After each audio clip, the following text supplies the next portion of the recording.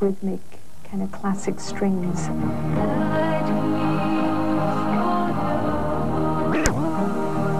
The new album follows on from the success of Watermark, The Memory of Trees, and Paint the Sky with Stars, with its mix of cinematic atmosphere and otherworldly vocals.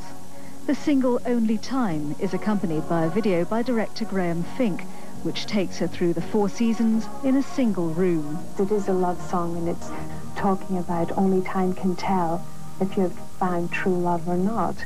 And he felt it'd be really nice to do the 4 seasons.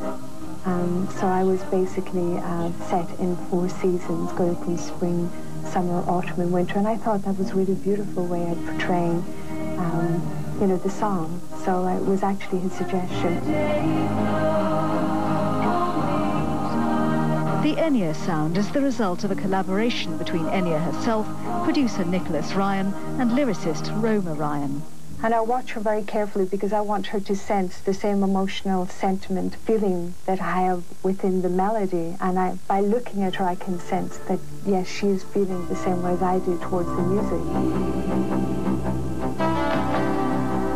Nicholas Ryan brought Enya into the music business via Clannad, with whom she toured for 2 years before going solo.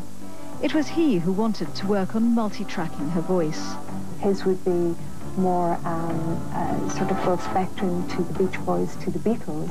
So the golden rule we have is we'll try every idea that we have, and that makes it to be quite interesting as well, because he'll record my voice once and then he'll record it twice, then 3 times, but each time I'm listening to the build-up in the headphones for myself, so it's actually quite inspiring to hear it building up.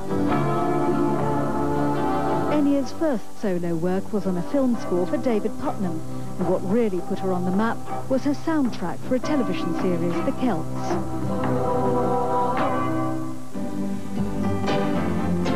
Then the single off her first album, Watermark, made her an international star. Let me say it, let me say it, let me go and not go. Let me reach, let me be on the shores of Tripoli. Let me say it. It began with the pizzicato rhythmic sound, that Nicky actually loved the sound of it, and he actually said to me, you should write something with that sound. And what came out, what evolved, it made me play it very rhythmic. The sound was very sort of, to me, very rhythmic.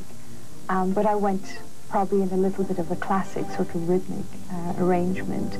And we began to build up very slowly on the song, and the melody actually came after the rhythm.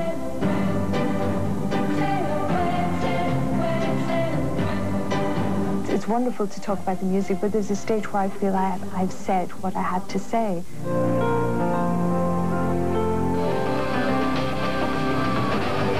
That's the inside track from World Beat.